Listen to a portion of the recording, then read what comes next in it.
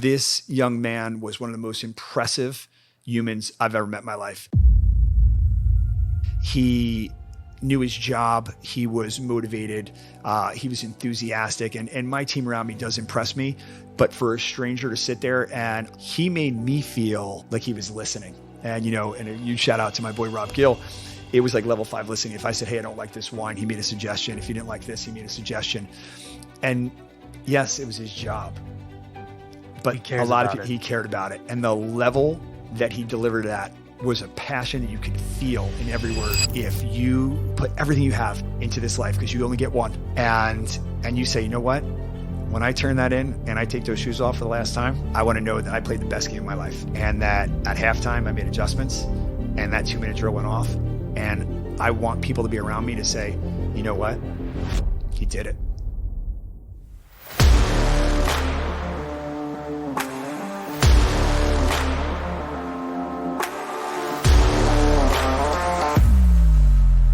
Hey guys, welcome back to Tough Love with Dr. John O'Connor. Today we're going to be talking about halftime adjustments in this game we call life. With me today is my main man, Matt, and we're going to be talking about touching on how to make corrections and looking deep at reflection and how to make adjustments so you're winning at the game of life. Great. Thanks so much, Doc. Good to be back here, guys. It's an honor to be working with Dr. John O'Connor here. Let's get right into it. So, Doc, I really want you to start by letting the listeners know you get to the big leagues. What's your first quarter in life like? I want you to explain any hardships and the grind where it took you going into halftime. That's a great question. So let's start with coming back to New Jersey and leaving Atlanta and starting Velocity and starting up our new company. And it was ground zero for us. You know, I didn't know anybody anymore. I was gone for almost a decade. And that first quarter was all about the grind. It was about establishing myself in the county I was in. And really it took me and was really what was the concept and the birth of our first fitness company, which was Excel Fitness Group, and loved it. And it was a mobile fitness company. I was everywhere. I was training everybody in Monmouth County, Ocean County, Middlesex County, Mercer, Staten Island, Pennsylvania. And I was just grinding, trying to establish and really come up with that identity. What am I? And, you know, I was a chiropractor. I was a basketball skills trainer. I was a fitness person. I was really just trying to figure out what I was, you know, leaving Atlanta and being in grad school and having this super, event planning life, and then coming into reality where all of a sudden we were doing healthcare and getting patients and the training and all that. So I'd say that first quarter was a grind. There was a lot of failure. There was a lot of learning lessons. There was a lot of great experience. I met a lot of amazing people. I would definitely say we got pulled in by some great people that are still influencers in my life today, that I looked at them as adults that were into their life with kids. And at that point, I don't even know if we were married yet. We might've just got married. And it was very much like, hey, when I look back or looking forward, I love that life. I want to have that life. And I really worked to change like who I was, because I was like, I need to be a better person. And looking back now in one of the things we'll talk about today in reflection, I realized like, hey, listen, you know, being an event planner in a city is super fun, but that's not something you're going to hang your hat on and say, I'm proud of that. Right. You know, it was a young job and it was a reckless job, and God, I have some great memories for its own episode, but it wasn't something you could do forever. And I think that meeting those people and those that had such a strong impact on me because of the quality person they were, the integrity, the dignity, the pride they took in their family life and their work life really resonated with me. And I wanted to make Velocity and the Dr. O'Connor brand and myself kind of come across at that level. And I'd probably say that first 8 to 10 years, that was what I was known for. I would outwork anybody. I'd be working on Sundays at 8:00 at night, training, and then right back at Monday morning, seeing patients and going all day and back training and just doing whatever I could to really just bring it and then put myself out there. Right. So, but I would definitely say that that first decade was definitely something that blew my mind. Right. So Absolutely. Thanks for sharing that, Doc. And the big question I have for you and for your listeners here is we know each team gets 3 timeouts every half, right? yeah. So it's deep in the first quarter. Was there a point in your life that you needed to tell Take the it. ref, hey, I need a timeout here and sit back and basically take better control of the game? Yes, absolutely. I would definitely say I could remember that. That's a great question, and I think having a strong sports background from training, coaching as an athlete, I was really getting into the training and I loved it. And what I realized, I was hiding. It was profitable, but it wasn't a game changer. I knew I couldn't have the lifestyle I wanted, although I was super fit and working out all the time.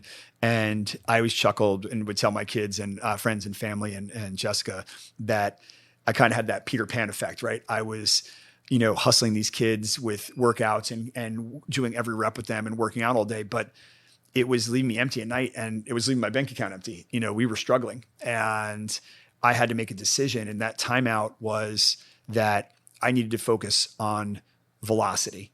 What is that? And that brand and healthcare and being Dr. O'Connor.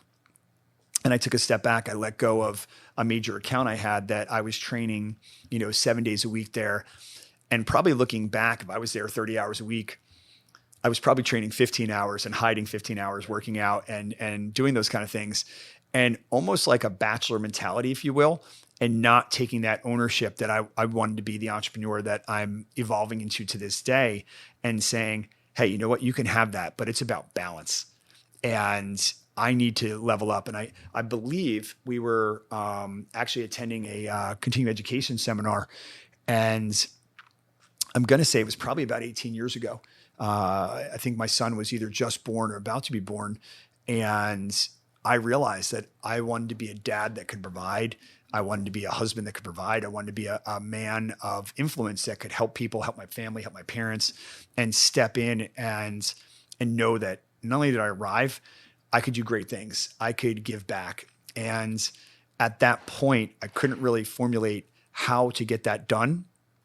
And with that being said, that was that first big timeout. And I think everything changed for the best when I recognized that. And looking back and reflecting on that, that was a huge shift in the right direction of the beginning of velocity and where we are today. Right, absolutely. And a lot of people think during the game you don't want to waste timeouts early, but I feel as if it's so important to where if you truly think that's when you need to take that timeout, you really should take it and sit back and think about what you can do better as far as a game plan.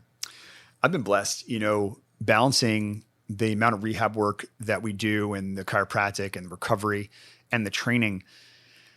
I sat round table with so many amazing coaches over the years, whether it was basketball coaches or football or anything like that. Ice baths and plunges are taking over Instagram and social media. Everybody's jumping on them. Edge Theory Labs has a portable product, probably one of the first of its kind, that's absolutely amazing. I highly recommend it. I think it's a fantastic way to accelerate your recovery, get you into a relaxed state, get your body back out there so you can keep on training and keep making gains. Let's get back to our podcast. So going back into your question with regards to timeouts, I think we can say that timeouts are very much like reflective moments, right? Because we're looking at what's going wrong and we're trying to use an actionable plan to set the tone and make that right. And whether that's life or sports or business, relationships, et cetera, it's so important to reflect. I was blessed I was saying earlier, to have worked with so many amazing coaches, guys that were inducted into Hall of Fame and, guys you watch on TV on the sidelines. And the one thing that all of them have in common is their attention to detail. Their style, maybe some people don't like their style, but they reproduce success because they don't break their consistency.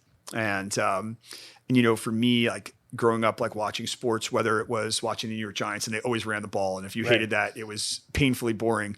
But that was their key to success. I loved watching Duke basketball from, the Bobby Hurleys all the way through to the, even Grant Hill back then all the way to the guys now. And, their style has been very similar to that. And reflective, I think that how we translated that into business was that we wanted to look at what we were doing and how to improve all the aspects of our business. And I think that was our roundtable discussion, and something that I really took on my shoulders, that I always want to be the one. I want to be the innovator, and then bring it back to my team and say, hey guys, I've done some, heavy lifting and heavy thinking here. I think we should make this move and make this adjustment so that we talk about the game of life that we want to win. I want my staff to win. I want my team to win. I want us to win. And to have that level of success, I think you have to approach it in that manner. Right. Absolutely. And just like any sport, Doc, word to wise is you need to use your timeouts very wisely. So to let the audience know, if they were to ask when would be a good time to take that time out, what would your answer be to someone that asked you that? That's a great question. I think when I look at it, and again, business is business, right? The business of healthcare, financial, insurance, whatever it is, chemical, selling homes. The reality is that timeouts should happen when you're looking at your team or you're looking at your business and it feels like work and the relationships are struggling and the job feels like you're just laboring and you are pushing a wheelbarrow uphill with cement and the tires are flat. And at that moment, that's a hard time out. That's when you got to be like, hey, what are we doing? What can we do better? Why this shouldn't be a struggle. This should be easier. I know for us, that was like right before COVID, that I was really struggling with the identity of the practice. I was struggling with the team and I wasn't satisfied. I was so unhappy with the direction of the practice at that time. And I think a lot of it was circumstantial. I think a lot of it was out of our hand. There was a lot of insurance reform and the shift. I think also, the marketing and friends groups and the direction of the practice. And I think that for me, we joke around and call that a coaching change, right? Right. I brought in a different assistant coach. I brought in a business coach, which was an insurgent, was like a huge resurgence for us with regards to bringing a different energy. And one of the things that he would always say and stress was like an integrity challenge. And I love that. I love that. It was like, you need to call yourself out. It wasn't about them, right? There's a lot of people out there that are really good at pointing fingers. It was looking in the mirror and saying, hey, it starts with me. If I'm going to have a business that really evolves and grows, we must make sure that I am intentional and literally reflecting on what's working and what's not working and making those actionable correction plans daily. Right. And I think the most successful people do that and they really do that well. Hey guys, huge shout out to one of our companies that we work with, Cryoscience. They have an amazing product called the Penguin that we utilize in all of our clinics. And this unit is actually a local cryoscience or cryotherapy, which we utilize for specific injuries throughout the body. I know for me, it's one thing that keeps me training. I definitely use it on my shoulders, my back, and my knees. And I think it's an amazing device. So anyway, a huge shout out to Cryoscience and the innovations they bring to the sports recovery market. But let's get back to our podcast. So Doc, for all your listeners out there, what I want you to cover now is really getting into the why behind everything you do outside of the workplace that makes you a better father, makes you a better husband, makes you a better version of you. If there was some advice you would tell your listeners right now, what can you give them to turn them into a better person today? That's a great question. One word, reflection. When I send out a message to my kids or I'm listening to what's happening in live time, I try to really look back and see how I handled it, in previous years or previous days and try to do it different. And I would say being in the coaching space for so long, I think that it's winning and learning, right? We try to keep losing out of it as far as a word and terminology. And what I try to practice is with the kids, especially, is like sending a positive message, and catching them off guard and right. Sending like a grateful text of something they're doing in action, or if they just got something like, my daughter plays lacrosse. And so a rebounder net just came in and I'm like, hey, I'm going to make sure I put that together. She wanted on Sunday, ordered, came in tonight. I'm going to put it together. And she had practice yesterday. And I was like, hey, make sure, have a great time, work hard. And I think people take for granted, like you think you check the box because you paid for that and they go. But people need to hear that. They need to celebrate the win in the work, and especially young minds, because I think they're so impressionable and they can be insecure and they don't know where they stand, as they're developing their own sense of identity. And I think it's super important to celebrate that you're acknowledging, hey, I see you're doing that work. My son, I think the one thing that's very, different is, and I think this is a personality read that goes with time and age and maturity, is understanding what they are. And I learned this with my practice with my guys, my team. I mean, the difference between you and Christian and the kids, it's very similar.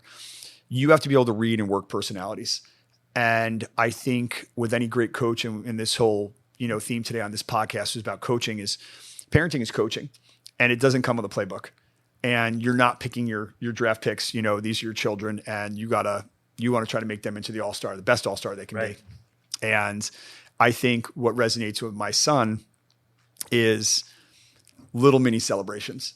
I think if I give him too big of a picture, I think that he gets lost in the woods. If I say, go find that tree and get to that destination, he owns it. And then I think the other thing that I try to do with them, and I use this in my clinical practice with people with pain, or if I'm communicating with staff, is celebrating those moments.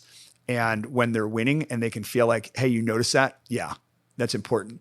Because one of the things that I would think that in reflection, and this might've been something growing up that I dealt with, is when you screwed up.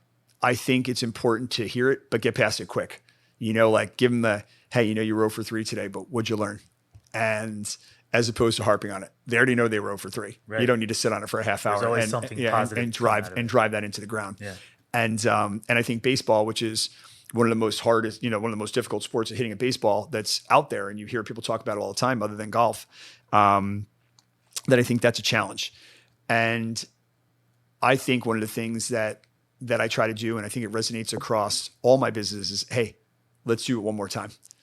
And that's probably obviously it's an emotional time right now. My son's getting ready to leave for IMG to go play baseball in the post-grad program there, is probably my greatest moment that I'll look back as a dad that's now approaching 50, and is every time he had a bad game, I'm going to say 98 out of 100, we were in that cage right after. We went right to velocity and free hold, and we hit in the tunnel, or we were home in the batting cage, or we were in the basement hitting into the net.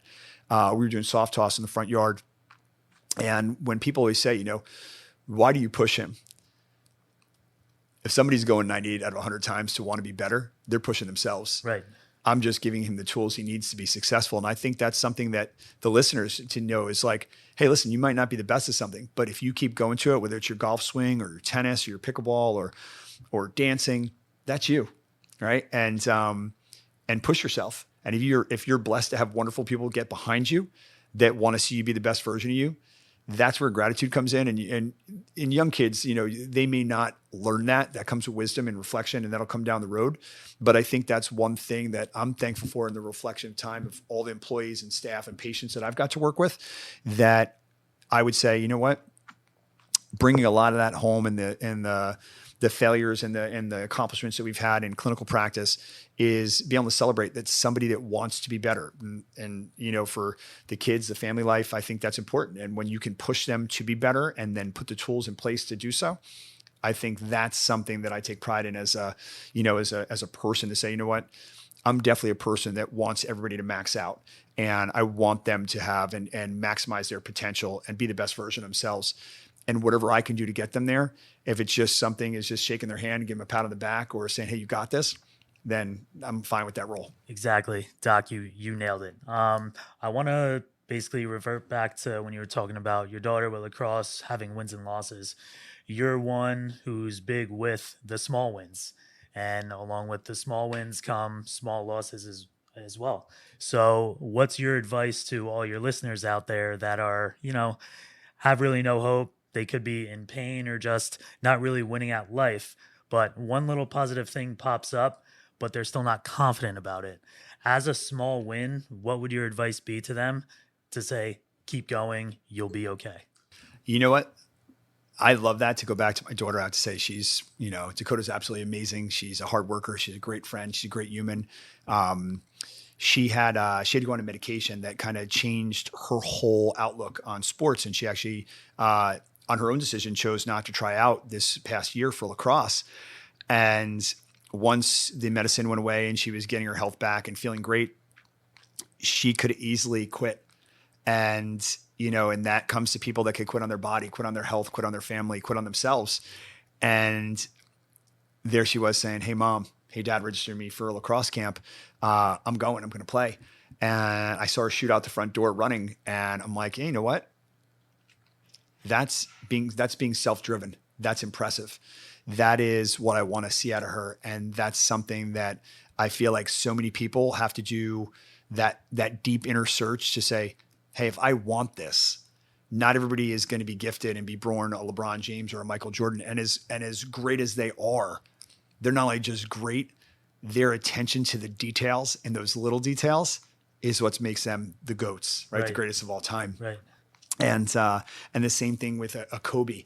And I always love that, because I think that, and obviously the tragedy of us losing him way too early is they celebrate the grind that he put in. And anybody that knows me during training, especially my boy Jason, we had every Kobe shoe. We loved hearing the stories, and him getting up at 3 a.m. If the guys were there at 4 a.m., he was there an hour early. I believe Jason Williams has an awesome story about saying, he thought, he was a Duke grad, and he thought he was going to be, a big time player, and he was amazing. And he got to the court hours before the game, and he looked over, and Kobe was there in a full sweat and had already been there for like 2 hours and was going through and really putting his work in. And it was absolutely amazing to see.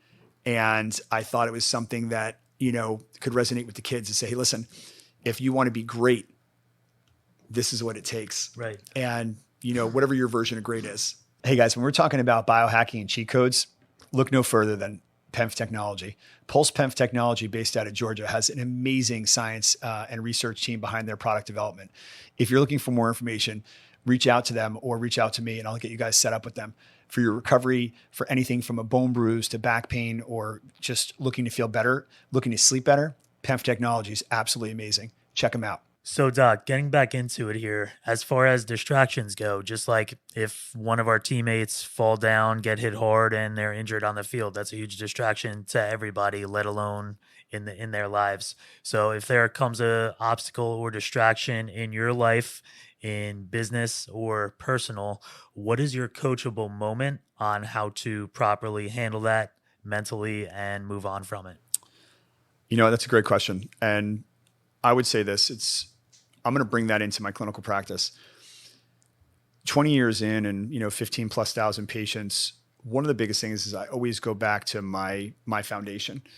And when there's an injury, like we talked about that, a distraction, something we're off track with business, the family, life, I like to think about when I was paralyzed or when I hurt my knee, and you go back to your rituals and routines. And in those moments, that's when you have to be the most consistent, and you need to go very slow and methodical and kind of work through and kind of backtrack and say, okay, I've been here before. What can I do to make sure that I'm going to be successful? Because that first time you learned from the loss, you learned from that failure, you learned from that injury.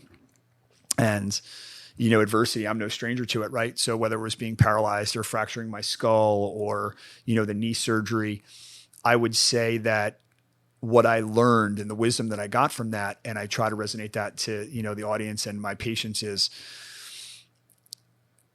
their life is going to definitely throw, some really bad days at you. And you have to have those, like in a house having a generator, you have to have those safe switches in, those, those breakers to kind of have a reset. And I think with how I channel it is staying consistent with, making sure I get my exercise in, make sure I do all my rituals that clear me out and clear my mind so that I can execute at the level I need to make sure that if I'm referring to myself as the one and the person needs to carry the business or at least be the person kind of leading the way. And I feel as I'm growing as a business owner, I can only be as good as my team. And, so you have to look to the parts of like any championship team is not a team of one. It's the 13th man all the way to the star player.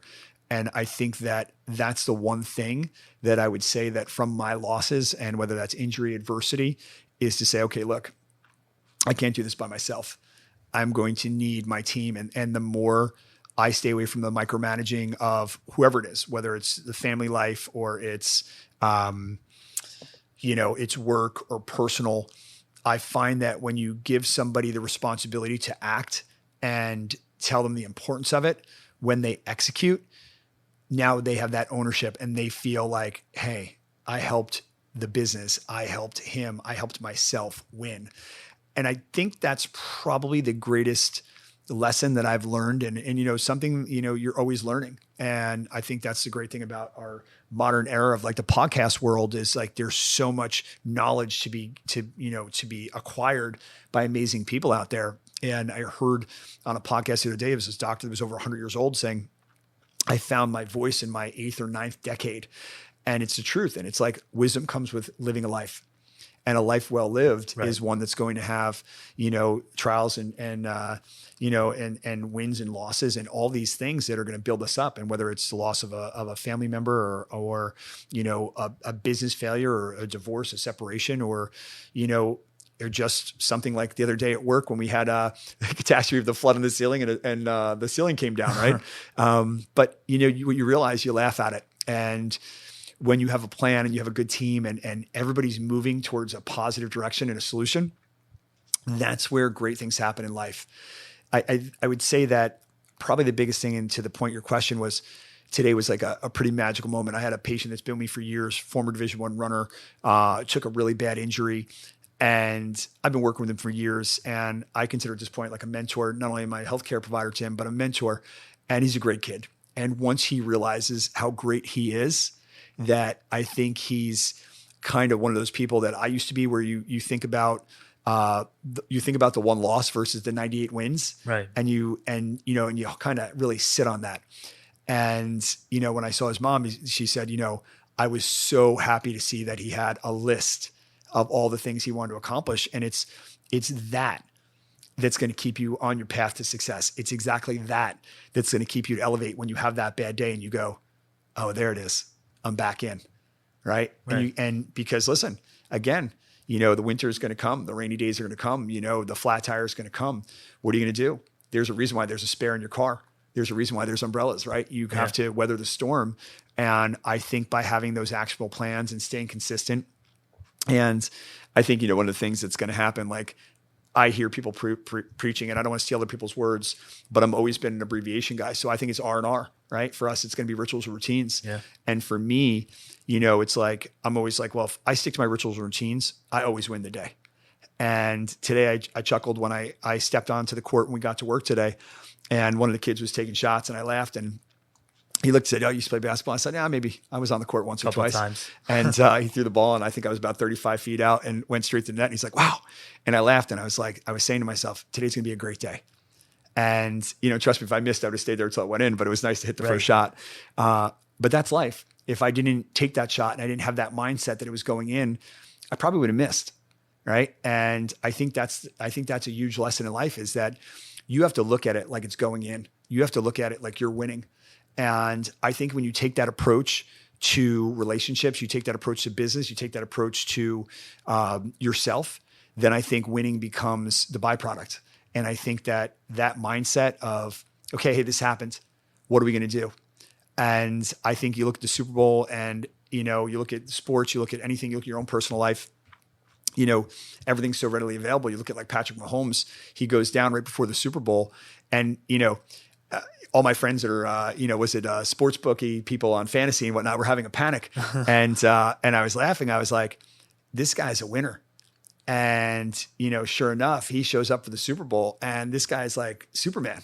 The injury's not there. Right. He's running, he's throwing. He's the best person in the game.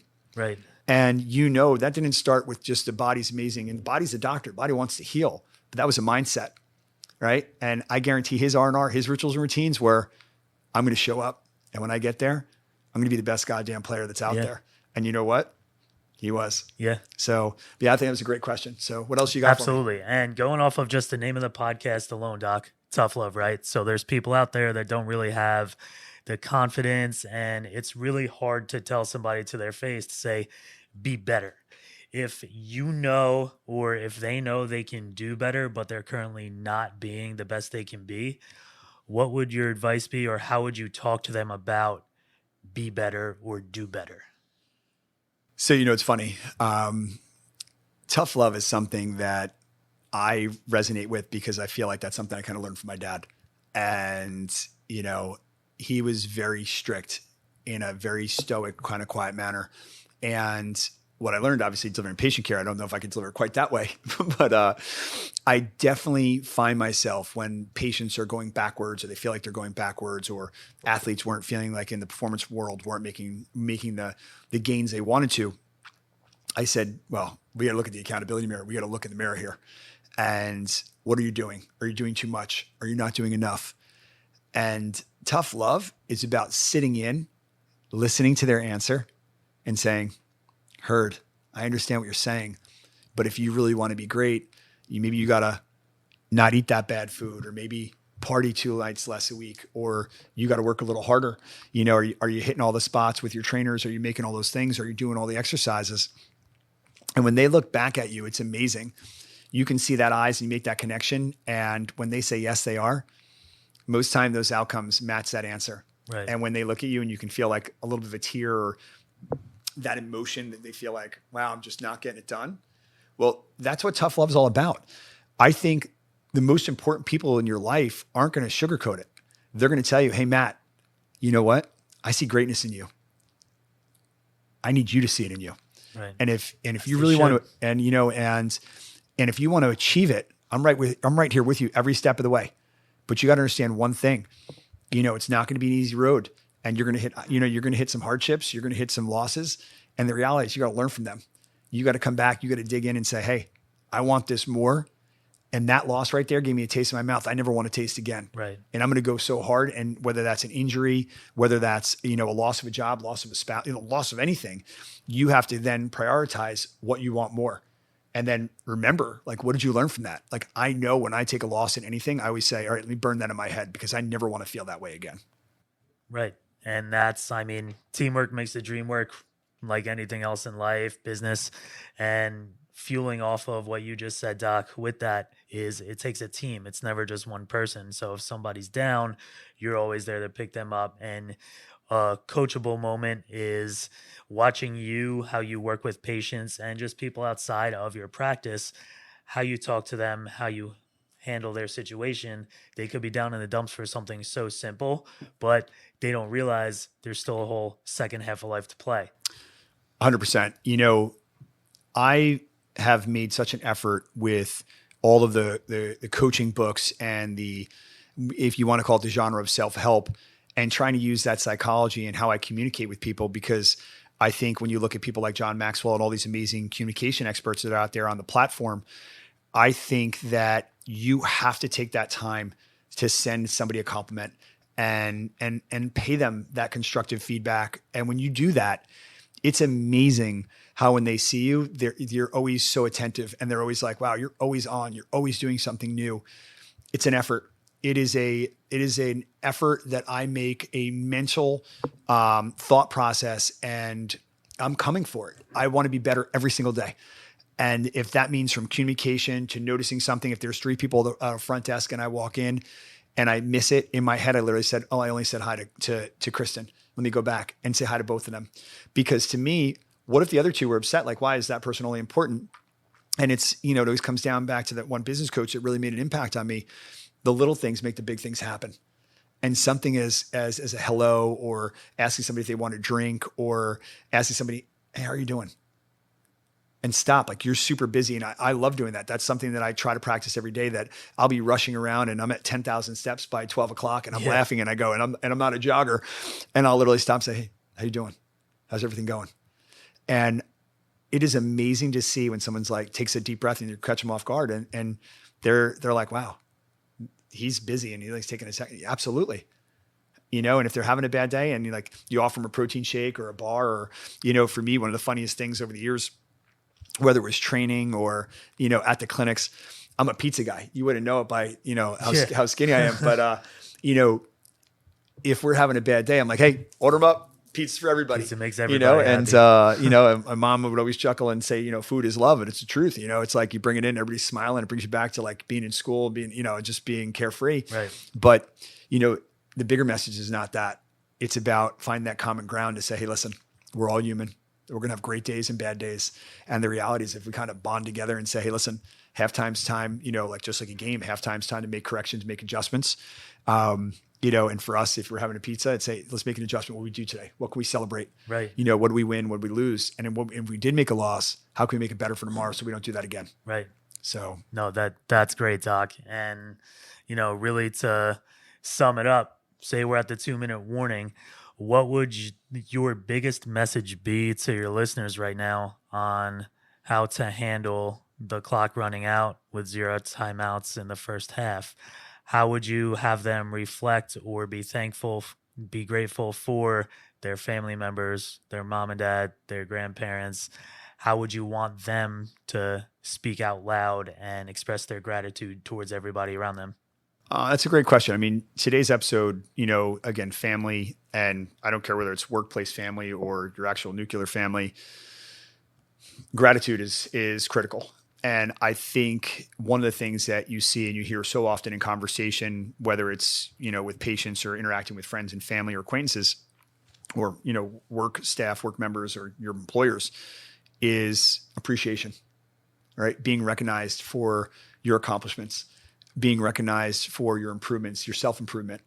And I would say that 2-minute warning in life as a game is like taking a moment to survey the room. And you see somebody really high and they're having like a really high moment. They're so happy. Throw them a high five, throw them a bump, throw them an elbow, give them a little fist bump, a little chest bump. And, and if somebody's having a bad day, throw a hug.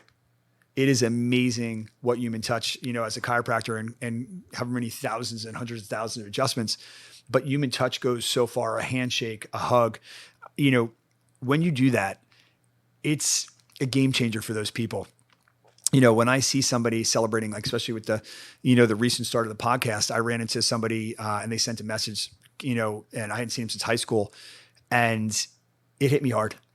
It was like, man, I had no idea. And I remembered you back in high school, and it was something I was like, hey, thank you. And, cause sometimes you just get caught up, you're just pushing along and you're driving, you're just driving the ball up the field and you forget to celebrate those moments. Yeah. And, I think like anything else, like whether it's that 2-minute drill, I think when you really think about how fast life moves, everything should really be a 2-minute drill. We should always take a deep breath and resonate like, hey, today was a great day. This was a great shift. That was a great workout. These are great people around me, whether you're talking about your staff you work with, the server. I mean, how many times you go to a restaurant and you really love a server? We were out in Las Vegas a few months ago, and I had a server that former military. This young man was one of the most impressive humans I've ever met in my life. He knew his job. He was motivated. He was enthusiastic. And my team around me does impress me. But for a stranger to sit there, and I just came out of literally an Ed Milet, 2-hour seminar and was on fire. And I'm sitting there, quoting Ed Milet. And I'm looking at this young man saying, this is a very impressive young man. He's going to go far in life. And, it was at a Gordon Ramsay restaurant. And, again, God bless him for serving in the military and everything. And I'll tell you, what resonated with me was not only did he was knowledgeable, he made me feel, and the company, with my wife, he made us feel like he was listening. And, and a huge shout out to my boy, Rob Gill. It was like level 5 listening. If I said, hey, I don't like this wine, he made a suggestion. If he didn't like this, he made a suggestion. And yes, it was his job, but a lot of people, he cared about it. And the level that he delivered at was a passion that you could feel in every word. And I think honestly, it might've been one of the best dinners I've ever had. And I believe it wasn't just the food, it was the delivery of him describing what it was and the anticipation of it and the explanation, the explanation and the delivery made the execution epic. Right. So amazing. And Doc, we're about to be closing out Yeah. here, but your most powerful message from today's podcast to all your listeners, what would you tell them in regards to what we just talked about with clock running out, no timeouts left, 2-minute warning? What's word to wise your advice to all your listeners right now? I've been blessed to have and worked with a lot of amazing coaches, and some of the best coaching moments I had, myself or even watched was you don't quit. And no matter what, it's pride, it's discipline, it's letting them know, and I don't care whether it's your work population, your family, a sporting event, you're going to give it everything you got. And that respect, that pride, is going to resonate with you. You'll know you left it out on the field. And so I think, as that clock's running out, I think that is the biggest thing I hear people say all the time. And I know that if regret's like fear, it stay with you forever. Right. Right. And, if you put everything you have into this life, because you only get one, and you say, you know what, when I turn that in and I take those shoes off for the last time, I want to know that I just crushed it and that I left. And, I say it all the time with my body, and I borrowed this from another person. It's like, this body's been through it. And when I'm all said and done and I turn these shoes in for the last time and I lay down, I want to know that I played the best game of my life, and that at halftime I made adjustments and that 2-minute drill went off. And I want people to be around me to say, you know what? He did it. And he brought a lot of people with him, and he always picked somebody up. Like, it was something, get choked up thinking about it. But when I was coaching my little ones, I'd always say, hey guys, somebody falls down. Oh, this gets me. If somebody falls down, you pick them up. And I would laugh because they're little, right? They're like 6, 7, 8 years old. And first guy falls down. My guys tackled him. They ran and picked him up. And that's life. That's the message. That's what sports teaches you, is that you're going to fall down. You're going to get hurt. And you know what? If you have great people around you, they're going to pick you up. Pick you right up. And you're going to remember that. And I know my guys listening right now are laughing because that was something that always blew my mind. I loved watching that. I loved it when it was a game and my kids would clap and somebody fell on the upside of the court. They were sprinting everywhere. And it wasn't about the basketball game. That was about, I always tell them, hey, you stick together no matter what. You pick somebody up, you put a hand out there, because when you need that hand, that's something that's learned. You use somebody great around you. And that's that coachable moment that I learned that from a coach, and I paid it forward to give it to my kids. And so that'd be the lesson. I mean, halftime is about making adjustments, right? It's about reflection. And those moments that you learn, where they say, man, it was the best time of my life. No, it wasn't. You can apply that every day as a game. Win the day, win the game, and just how you apply it and how that perspective. And I think that is where the success happens. That's where happiness is found. And making those adjustments, and however you want to apply that to the cliche and the words we use, I think that's where the best life happens. And, and that's what I'm excited about with this podcast and what we bring to our audience, is saying, hey guys, it's a new day. It's a new game. Go win it. Absolutely, Doc. You nailed it. Guys, you have to tune in to this Tough Love podcast. I mean, it's amazing what Dr. John O'Connor is doing right now and how he reaches out to his audience, patients, and family and friends. And we had a patient today that was in tears because she finally tuned into the podcast, and that meant a lot. But guys, really tune in. Doc, it's always a pleasure and an honor to be on your podcast with you. Absolutely. Matt, thank you so much. Guys, thank you so much for joining us today. Today was something really hit home for me. I think that whenever we can talk about sports and apply that to life and the message we put out there, I think all of us, whether you played rec soccer as a kid or you were a track runner, a baseball player, a basketball star, I think we all go back to those memories and think about it. But the reality is, don't live in the past. Build a future and think about what the past taught you. And when you reflect and you grow, that's where the best days are going to happen. Hey guys, thank you so much for joining us today on the podcast. It was amazing having this opportunity to speak to you about what we think about when it comes to sports and how that relates to life and the message and the powerful message that comes from that. If you enjoyed the message today, please follow us on our social media platform, which is Dr. John O'Connor on Facebook, TikTok, and Instagram. We look forward to sharing more powerful messages like this in the near future. Thank you.